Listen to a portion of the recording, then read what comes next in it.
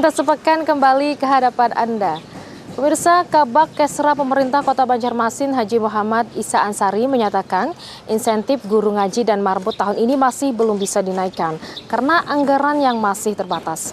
Sementara itu, Wakil Ketua Komisi 4 DPRD Zainal Hakim menyebut insentif guru ngaji dan marbot di Kota Banjarmasin dinilai masih rendah. Karena itu pihaknya memastikan akan memperjuangkannya.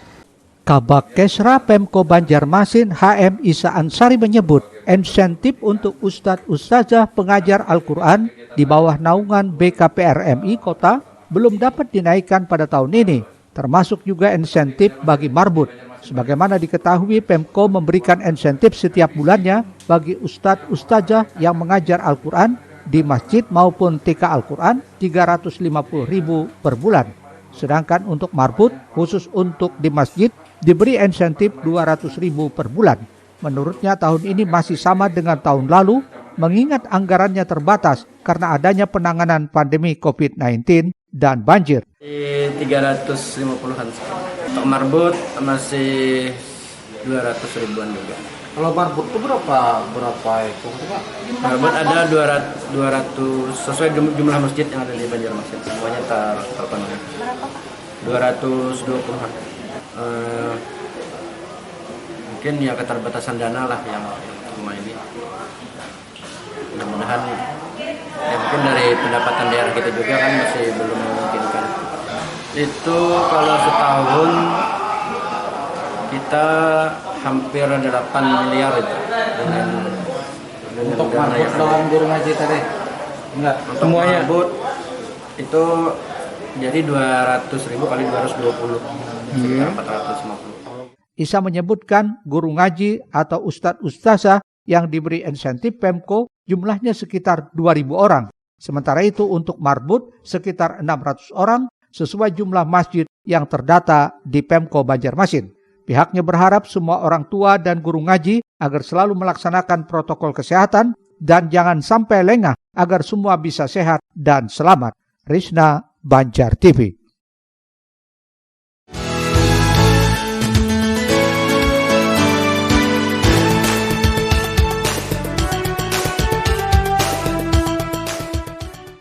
Wakil Ketua Komisi 4 DPRD Kota Banjarmasin Zainal Hakim menyebut insentif guru ngaji dan marbot yang diberikan Pemko masih rendah karena per bulannya antara 200.000 hingga 350.000. Besaran insentif guru ngaji dan marbot ini memang jadi catatan saat rapat dengan mitra kerja bagian Kesra Pemko Banjarmasin beberapa waktu lalu. Pihaknya pun berupaya memperjuangkan agar insentif bagi guru ngaji dan marbot ini bisa dinaikkan setiap tahun. Secara spesifik tadi ya bahwa memang ya dengan kondisi penganggaran yang apalagi di masa pandemi COVID-19 ini, jadi ya mungkin ke depan ini juga tadi menjadi catatan kita bahwa untuk insentif ustadz dan ustazah itu dan marbot itu kalau memang kondisi anggaran kita tuh bisa mungkin kami juga memberikan catatan dari Komisi 4 bahwa ini bisa coba nanti akan kita perjuangkan untuk ditingkatkan. Namun Zainal tetap berharap para ustadz dan ustazah serta para marbot bisa menerima kondisi ini mengingat keuangan Pemko sedang menghadapi dua bencana yakni pandemi COVID-19 dan banjir. Rizna, Banjar TV. Kita ke informasi selanjutnya, pemirsa. Fenomena badut jalanan yang dilakukan oleh anak-anak usia sekolah patut diduga merupakan eksploitasi terhadap anak oleh oknum yang tidak bertanggung jawab. Namun saat ini para anak mengaku atas kemauan tersendiri. Sementara itu Komisi 4 DPRD meminta DP3A Kota Banjarmasin terus menelusuri badut anak jalanan terkait dugaan adanya eksploitasi anak oleh oknum yang tidak bertanggung jawab. Masa pandemi COVID-19 belum tahu kapan akan berakhirnya. Ini membuat banyak anak sekolah harus merasakan dampak sangat menyakitkan. Bahkan sekolah pun harus memberlakukan pembelajaran secara daring atau online. Ada pula anak yang harus membantu orang tuanya untuk mengais rezeki, diantaranya menjadi pedagang asongan, mengamen, bahkan menjadi badut di pinggir-pinggir jalan. Padahal sejatinya anak harus menyibukkan diri dengan pembelajaran di bangku sekolah.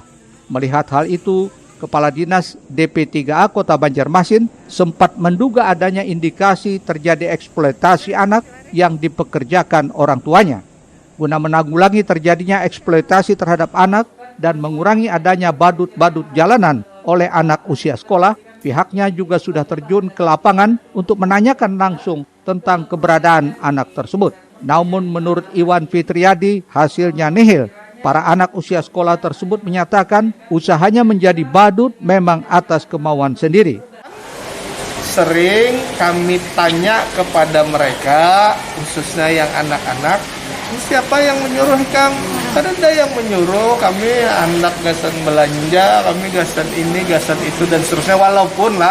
Walaupun barangkali itu sudah dilajari juga oleh orang-orang yang kada bertanggung jawab, karena bila ada yang bertakun, padahkanlah kayak ini, kada ada memaksa dan seterusnya lah.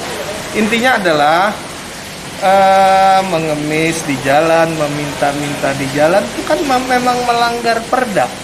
Silahkan dilihat, itu memang melanggar peraturan daerah. Kalau ditanyakan ke kami, ya tidak boleh, itu sesuatu yang tidak benar.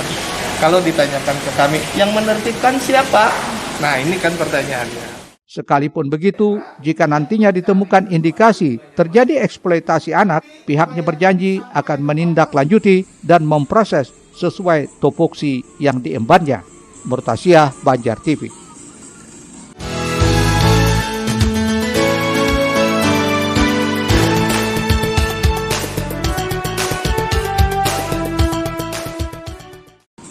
Saat ini di Banjarmasin, badut jalanan banyak dilakukan kalangan anak-anak. Dicurigai salah satu bentuk eksploitasi terhadap anak oleh oknum tidak bertanggung jawab ataupun oleh orang tuanya.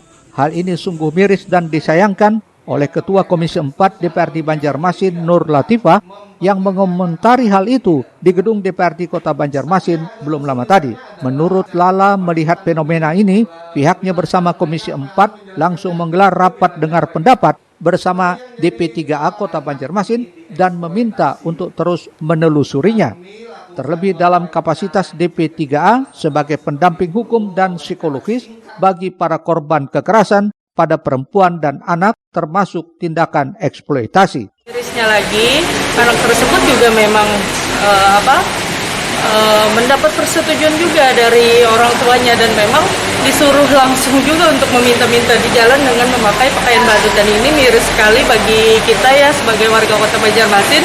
Nah, untuk Dinas P3A sudah melakukan sosialisasi, penyuluhan, terus juga meminta agar jangan lagi melaksanakan meminta-minta di jalanan. Perda kita, Perda Perlindungan Anak ini juga termasuk yang sudah menyalahi aturan, terutama yang eksploitasi anak, dan ini juga tidak diperkenankan, tidak boleh ya pemenuhan anaknya ini tidak terpenuhi. Nah, ini pun juga dalam hal ini tadi kami sudah sampaikan dan Dinas P3A juga sudah berkoordinasi dengan pihak Satpol PP bahwa harus ada penegakan juga. Diakuinya DP3A sudah gencar melakukan berbagai upaya termasuk sosialisasi ke sekolah-sekolah guna menekan angka kekerasan pada anak dan perempuan. Murtasyah, Banjar TV.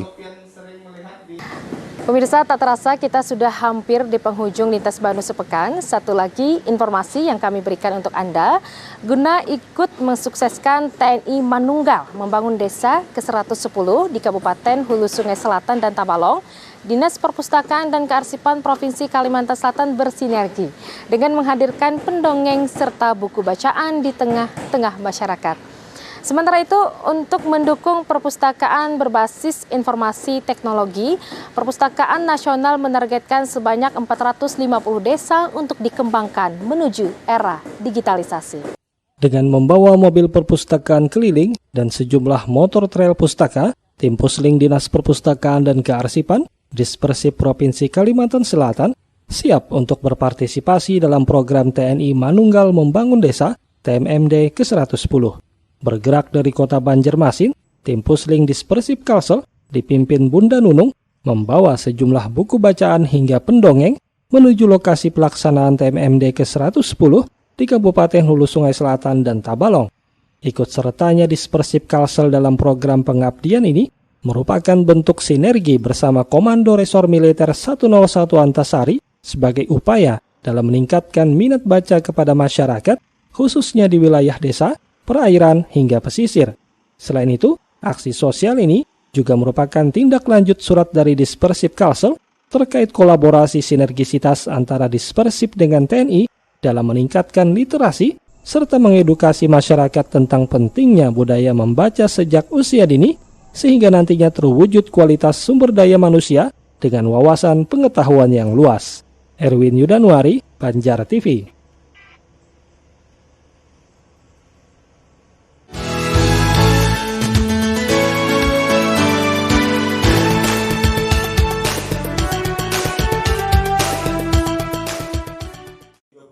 Setidaknya hal tersebut disampaikan Pustakawan Ahli Utama Perpustakaan Nasional Republik Indonesia Renus Siboro saat memberikan penjabaran kepada perwakilan Dinas Perpustakaan dan Kearsipan Kabupaten Kota Sekalimantan Selatan di salah satu hotel di Banjarmasin.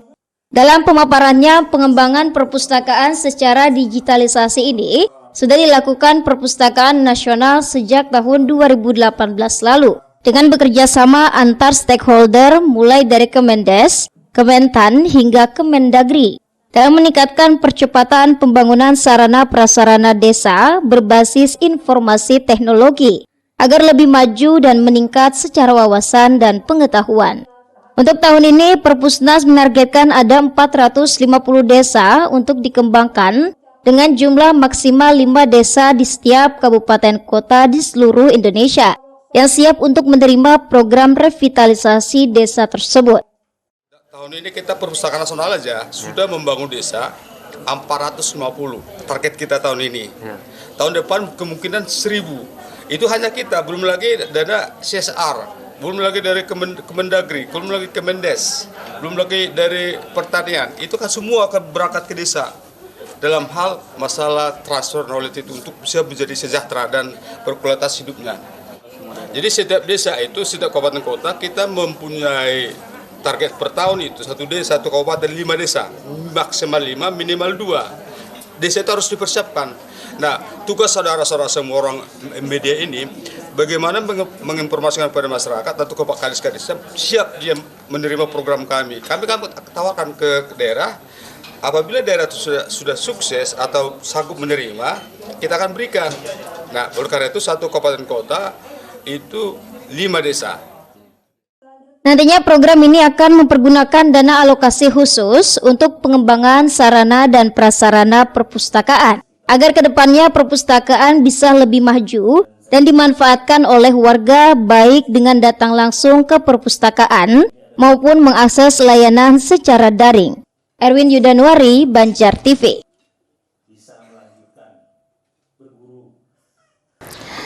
Pemirsa, tak terasa sudah 60 menit kami menemani akhir pekan Anda.